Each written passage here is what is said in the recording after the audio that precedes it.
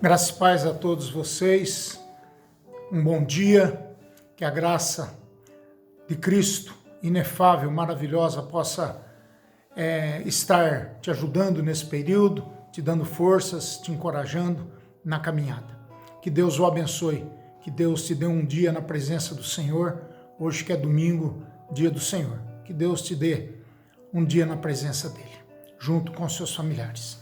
Quero continuar o estudo da carta de Paulo aos Filipenses. Nós já estamos na segunda lição, Alegria no Lugar Onde Estou. Falamos na semana passada sobre os sofrimentos que Paulo enfrentou e também a inveja dos colegas. Hoje nós vamos falar sobre as bênçãos que Paulo também enfrentou quando preso e quando pregava o evangelho, quando as adversidades não o prendiam para que isso não acontecesse. Paulo aqui, ele demonstra o seu ardor evangelístico, ele tem consciência da sua missão, do seu chamado, o porquê Deus o havia chamado para o ministério, e principalmente o ministério junto aos gentios e não aos judeus. Ele era vaso de bênção para os gentios. Foi isso que Deus, Cristo, falou para ele a caminho de Damasco, quando Paulo vê o nosso Senhor Jesus, conversa com o nosso Senhor Jesus. Texto que você sabe de cor, lá de Atos 9. As bênçãos que Paulo experimentou, o texto é capítulo 1 de Filipenses, do 12 até o 26. Paulo, então, como eu disse, ele tinha plena convicção de que tudo que estava acontecendo com ele era da vontade permissiva de Deus. Deus estava permitindo que tudo aquilo acontecesse para que coisas sobrenaturais acontecessem, para que pessoas se convertessem, para que pessoas tivessem os seus olhos abertos por causa do Evangelho, para o Evangelho, para reconhecer a Cristo Jesus como Senhor. Então, apesar do sofrimento, das lutas, de estar acorrentado e mesmo com dificuldade até para, quem sabe, beber um copo d'água, Paulo sabia que tudo isso tinha um propósito definido, contribuía para o progresso do Evangelho. Versículo 12 diz isso. Então, seria interessante a gente citar aqui as bênçãos que Paulo experimentou.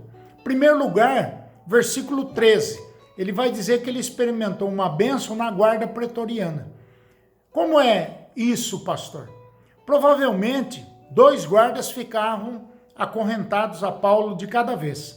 Paulo, então, não perdeu a oportunidade de falar do Evangelho para esses guardas, especialmente para toda a guarda pretoriana, diz o texto. Essa guarda era uma espécie de corpo de elite, como se fosse uma polícia federal no Brasil, que dava uma proteção especial e uma força ostensiva ao que estava preso. Então, historiadores afirmam que recebiam um salário 3 vezes maiores que os outros soldados. Então, cuidavam diretamente dos presos políticos, como era o caso de Paulo. Então, Paulo teve a oportunidade de pregar o evangelho a toda a guarda pretoriana. Conforme ia mudando de turno, ele ia pregando o evangelho à guarda pretoriana. Segundo lugar, na igreja, versículo 14 diz isso, que por causa da coragem de Paulo e do exemplo que demonstrou, aqueles irmãos da igreja também foram estimulados a pregar a palavra de Deus. Se Paulo não tivesse sido preso, isso não teria acontecido. E em boa parte do Novo Testamento não teria sido escrito. Uma boa parte não teria sido escrita, melhor dizendo. Para Paulo, tudo contribuiu para o bem do evangelho. Por isso ele estava alegre. Olha que coisa maravilhosa, meus irmãos. Você ter consciência do seu chamado, do seu propósito, da sua missão como crente em Cristo Jesus. Paulo tinha isso. E é isso que Paulo nos ensina, que ele prega para toda a guarda pretoriana, e isso traz motivação e encorajamento para a vida da igreja. Às vezes a gente precisa olhar para os bons exemplos na vida da igreja. É fácil ficar olhando para os maus exemplos. Muito fácil ter olhos para olharmos o que está errado. Mas a gente precisaria ter olhos para olhar os bons exemplos e copiarmos, sermos imitadores daqueles que são imitadores ou verdadeiros imitadores de Cristo. Terceiro lugar, Paulo recebe a bênção na sua própria igreja, na sua própria vida, melhor dizendo. Ele experimentou na igreja, na guarda pretoriana e agora na sua própria vida. Versículos 19 a 26 vão dizer que Paulo tinha certeza de que tudo o que aconteceu era para o seu próprio bem.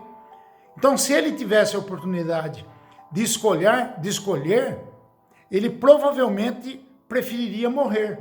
Versículo 21 a 23.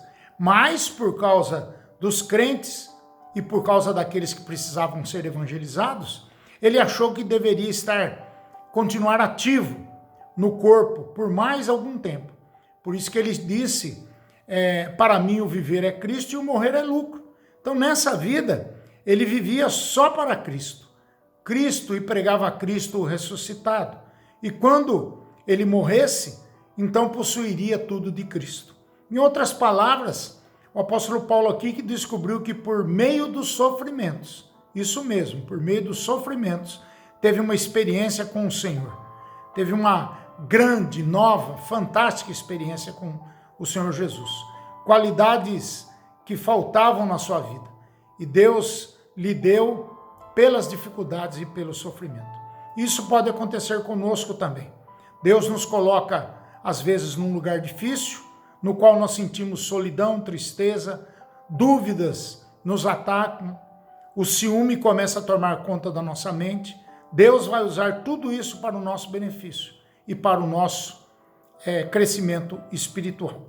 Então, duas coisas aqui que são interessantes de nós trabalharmos em primeiro lugar, uma escolha difícil dentro dessas bênçãos, dessas 3 bênçãos que Paulo nos traz na guarda pretoriana, na igreja e na sua própria vida. Uma escolha difícil, morrer ou viver. Paulo não sabe o que desejar. Morrer quer dizer, vai entrar imediatamente na presença de Jesus. Viver quer dizer, pode transformar muitos frutos, pode trazer muitos frutos para Cristo. Enquanto Paulo estava nesse mundo, ele era útil. Por isso que o versículo 24 diz, por vossa causa é necessário permanecer na carne. Paulo tinha consciência, tanto do morrer como do viver. Ele humanamente não sabe o que desejar, mas ele sabe muito bem o que seria morrer, que seria estar na pessoa, junto da pessoa de Jesus, ou viver, que era necessário permanecer na carne e realizar o seu ministério, cumprir o seu propósito, a sua missão. Foi uma escolha difícil a fazer. Então Paulo preferia morrer, em segundo lugar. Ele confessa que o seu desejo de partir de estar com Cristo, que é incomparavelmente melhor. Versículo 23 do capítulo 1. Então aqui nós temos uma exposição simples da doutrina da morte. A natureza da morte do crente é a partir. Provavelmente essa é uma figura de linguagem que Paulo vai usar aqui. Paulo, fazedor de tenda, usa a linguagem da sua profissão. Morte para o crente é o fim de uma vida transitória. Na verdade, é o início da grande vida, da vida verdadeira, abundante, plena em Cristo Jesus. Morte para o crente, então, é essa transição. E essa vida em tendas é trocada por uma casa feita por mãos eternas nos céus. Então, morrer é trocar a vida de acampamento, a vida nômade, a vida do lar com Cristo eternamente, não mais transitória. E a bênção da morte do crente é passar a viver com Jesus Cristo. Há muita coisa que nós não sabemos da vida futura, mas uma coisa é certa, meus irmãos e irmãs. Somos crentes, fomos lavados, redimidos pelo amor, pelo sangue de Cristo. E nós estamos em Cristo, nós somos de Cristo. Para a morte, para Paulo aqui, a morte é incomparavelmente melhor. Para o crente que morre é bem melhor porque está em Cristo. Mas para os parentes a perda é grande. Nós sentimos, nós choramos, porque nós somos humanos e sentimos, temos sentimentos. E a partir da separação humana, ela é triste. Por isso é natural o luto por parentes, amigos que morrem. Como Paulo comenta essa mesma carta, é tristeza sobre tristeza. A perda é para quem fica, mas para a pessoa que morre, nesse sentido, é lucro. Então, concluindo, essa segunda parte, a gente vê que Paulo nos dá uma palavra de testemunho em 3 tempos. No passado, ele olha para os seus sofrimentos que foram usados para o progresso do evangelho. No presente, as suas circunstâncias. Paulo estava entre amigos e colegas invejosos. O que é importante para Paulo é que Deus muda os eventos para o progresso do evangelho, e isso lhe basta. Em terceiro lugar, no futuro, que é o seu dilema. Paulo não sabe que o futuro tem para ele nem o que ele deve desejar, morrer ou viver, né? Mas uma coisa é certa, seu futuro está nas mãos do Senhor. O que importa é que Cristo seja glorificado na sua vida. Então faça uma análise no seu coração. Como é que foi a sua vida no passado? Como é que está hoje no presente? Como você olha para o futuro em relação à sua morte e à sua vida? Você tem certeza de que você já recebeu bênçãos do Senhor no lugar onde Ele te colocou? Você é bênção do Senhor no lugar que Ele colocou? Pense nisso e tenha um ótimo domingo na presença dos seus e na presença de Deus. Que Deus te abençoe. Vamos orar. Pai, em nome de Jesus, te louvamos, te bendizemos, te adoramos, porque, Pai, nós queremos ser bênção nos lugares onde estamos. A igreja missional é aquela igreja que, onde um crente está, ele faz diferença. Na cidade, no campo, onde ele quer que esteja, ele faz a diferença, porque ele prega Jesus, ele fala de Jesus, ele vive Jesus na sua vida. Ele é um imitador de Paulo, que era de Cristo. Somos imitadores de Cristo. Que o Senhor nos abençoe, que o Senhor nos guarde, nos proteja, nos dê vida abundante, para que nós possamos recordar do nosso passado, nas coisas boas que fizemos para o reino. No presente, Pai, termos consciência de que a nossa vida é morte ou vida, e nós precisamos escolher como Paulo escolher, viver para pregarmos o Evangelho e falarmos do amor de Jesus, e esperarmos que um dia Ele vai nos recolher para a vida eterna, uma vida junto dEle. É o que nós esperamos em Cristo Jesus. Amém. Que Deus abençoe a sua vida, te dê força, te dê motivação, encorajamento. Tenha um domingo abençoado, em nome de Jesus. E até a noite. À noite nós estaremos de volta. Grande beijo.